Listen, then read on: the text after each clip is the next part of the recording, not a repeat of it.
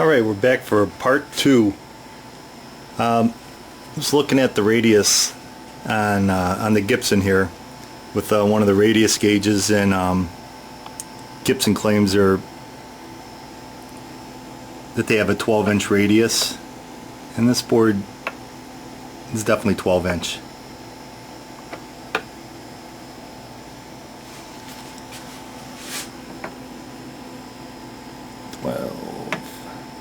Yep. Now, unfortunately, that presents a little problem because down here I've got my radius blocks. I've got 16. I've got 10. I've got, oh, I do have a 12. And then I've got 14. So I've got 12, but I've got smaller 12s. And recently, for doing real nice fretwork, I ended up spending the money because I redid a Martin, and I got the 16-inch radius, and I like this a lot. So I ended up ordering another aluminum beam, but from Stewart MacDonald, but I got that and more. Seems like I've been doing quite a bit of fret work lately, and there's Stewart MacDonald makes a thing called the neck jig, and it's just supposed to help you do a lot better fret work because it can get the neck super straight. So I broke down and I splurged and I got the neck jig, so that's what's in here. So I'm gonna box this and we'll put it up on the bench here and see what we got. Well, here it is out of the box, and it looks like there's going to be some assembly required.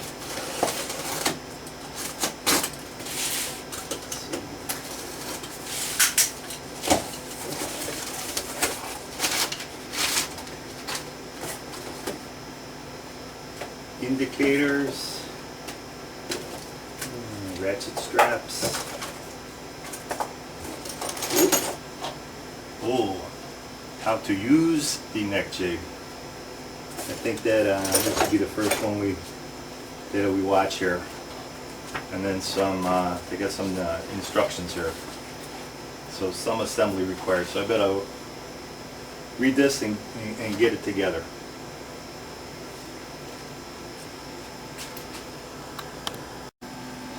All right, the neck jig's all together. It took a while. So I think that's going to be it for tonight. I'm going to go watch the video and learn how to use this.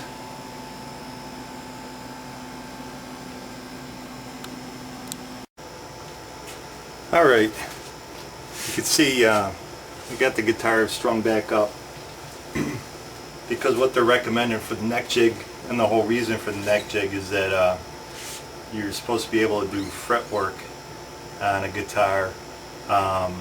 And when you're doing the fretwork, the neck jig is designed to simulate the actual string tension on the neck, so that you get very accurate leveling, or if you do a fingerboard leveling or just a fret level.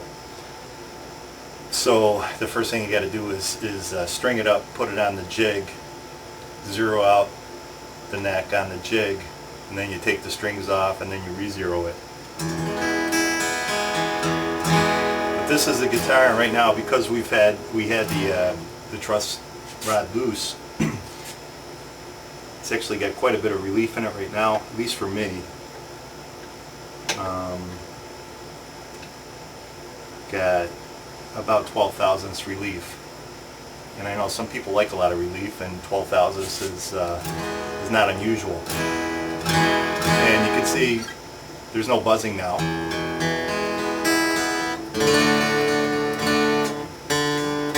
Not even on that, not even on the D string, but we still have the problem with the height.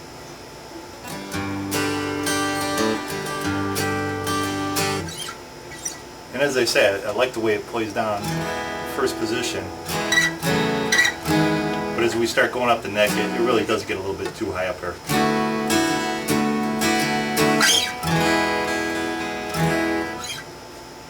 So hopefully getting these frets level is going to help the playing condition a bit. That it's going to allow me to take the settle down some without having to make a new. I'm sure I'm going to have to adjust the nut down because we'll be taking off a little bit on the frets. But hopefully I don't have to make a new nut or a new saddle. It's just more work. I always could because the saddle's got a couple grooves in it here, but we'll see. We'll see how it is after we do the fret work on it. So the next step will be putting in the getting it set up in the neck jig. I just strung it up tonight, so I'm going to actually leave it sit with the strings on it just to kind of let everything stabilize, and then put it in the neck jig tomorrow.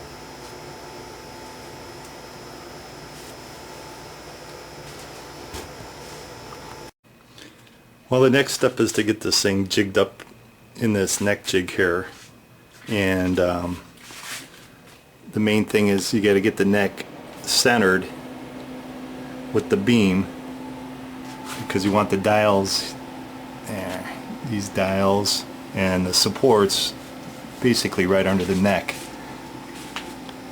This one was a little easy because there's a little strip of like mahogany or something running down the middle of the neck, so it made it a little easier to get that lined up.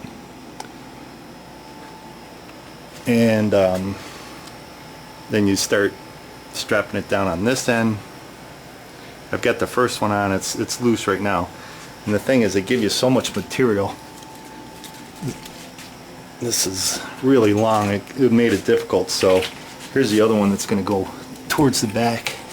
You know, I don't know how many feet they give you, but it's a lot more than you need, so I'm just going to cut that down just like I did this one, and that'll be going down here across the lower bout. What I had to do, it's a little tricky getting this on for, you know, my first time. I had to slide it forward in the jig so the strap wasn't being interfered with like by the feet down here. So I had to push the body forward, but you don't want to go so forward either that this hold down strap on the front of the neck here should be pretty much vertical. So I'm going to work on getting the back strapped. Okay, got the guitar in the neck jig here, and now the next step, it says you're supposed to put in the playing position and make sure that the neck is absolutely straight. So you're supposed to be able to put this on its side.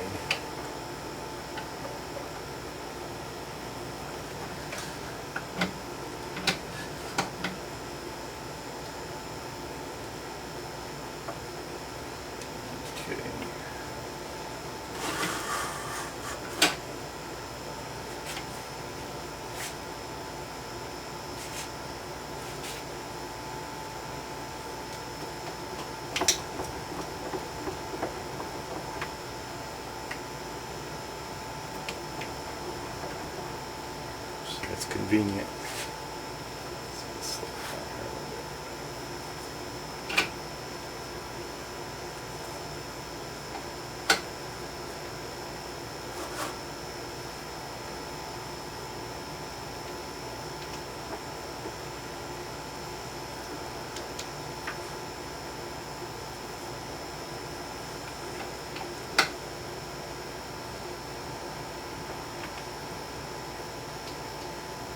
Okay, makes me feel a little better having it held there too. So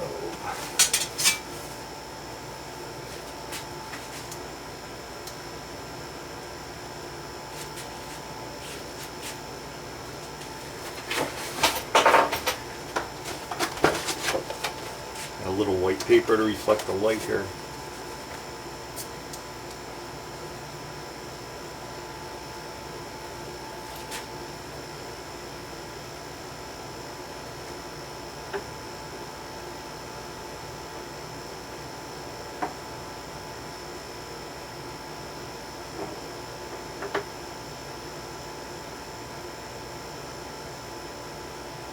That looks pretty good. I'm just going to double check it with that relief gauge that I've got. If I can find it. There it is.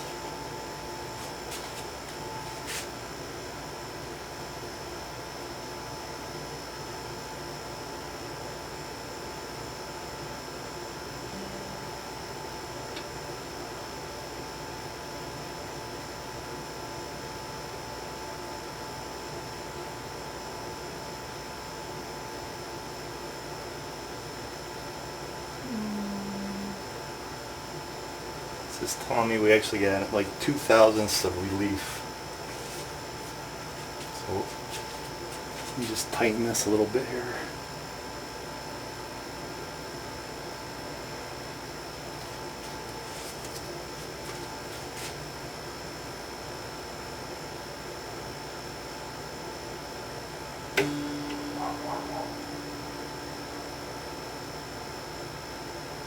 Okay. That's good. That actually took a little longer than I had shown there. I double checked it and triple checked it, and I used both the relief gauge and then also just the straight edge. And I actually got into a little back bow that I heard that the straight edge was rocking.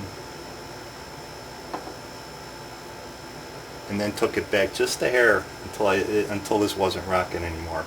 Then I double checked it again, and I get 0 on the gauge, and the other straight edge looks very good too.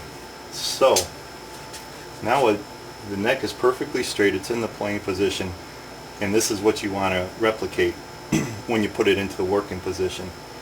So now what they tell you is to move these dial gauges and set the zeros where the arrows are.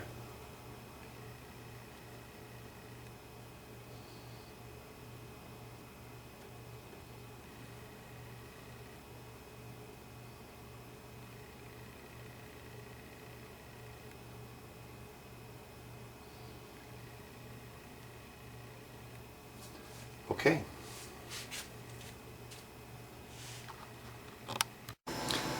I rotated it back to the working position, and this is amazing. The gauges really deflected.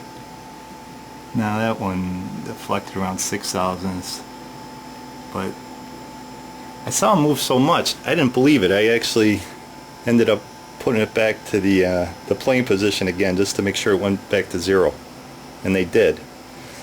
And that amazes me, because I've done fretwork on guitars here without the jig, and normally what I do is I'll just take the strings off, get the neck straight, and then do the fretwork.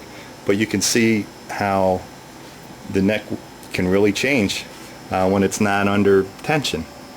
And if you want really accurate fretwork, something like this can really help you. I'm amazed.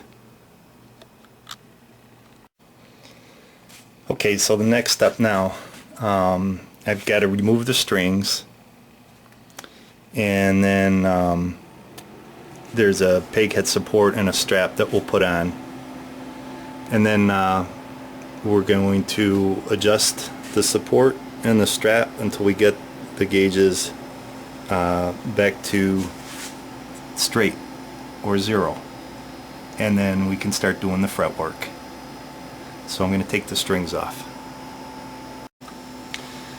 Now with the strings off, rechecking the gauges, the front gauge went from 0 to 80 thousandths, and the back gauge went from 0 to about, 16.